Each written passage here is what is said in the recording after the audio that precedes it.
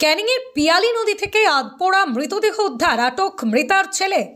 সাত সকালে ক্যানিংয়ের পিয়ালি নদী থেকে আধপোড়া মৃতদেহ উদ্ধার করল পুলিশ, আটক মৃতার ছেলে।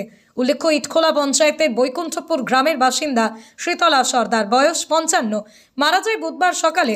স্থানীয় কালীগঙ্গা শ্মশানে দাহ করার জন্য গ্রামের লোকজনকে সাথে নিয়ে ছেলে অরুণ সর্দার গিয়েছিলেন। পরে শ্মশানে আধপোড়া অবস্থায় দেহ পিয়ালি নদীতে ফেলে পালিয়ে যান শ্মশান যাত্রীরা।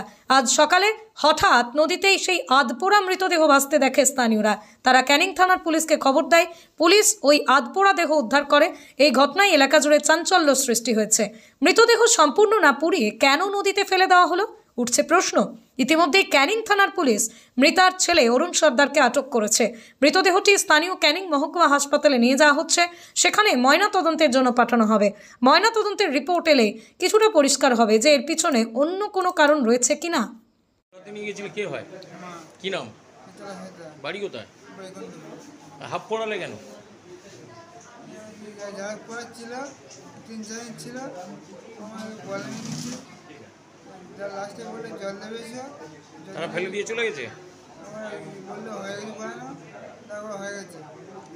তুমি যে শ্মশানে নিয়ে গেছিলে, তোমার কাছে কোনো ডেথ সার্টিফিকেট ছিল? সার্টিফিকেট বলতে শ্মশানে একটা ছিল কাগজ, যে না নিয়ে গেলে পড়ানো যাবে না। আর আমাদের অঞ্চল সার্টিফিকেট দিল, নেমা পুলিশ তো বলছে কিছু ছিল না, ওই জন্য নিয়ে এসছে। নেমা নিয়েছে বলে যদি প্রয়োজন হয়। মেম্বারের নাম কি? গঙ্গুলি মিত্রা। কালকে আমি যাবো সকালে।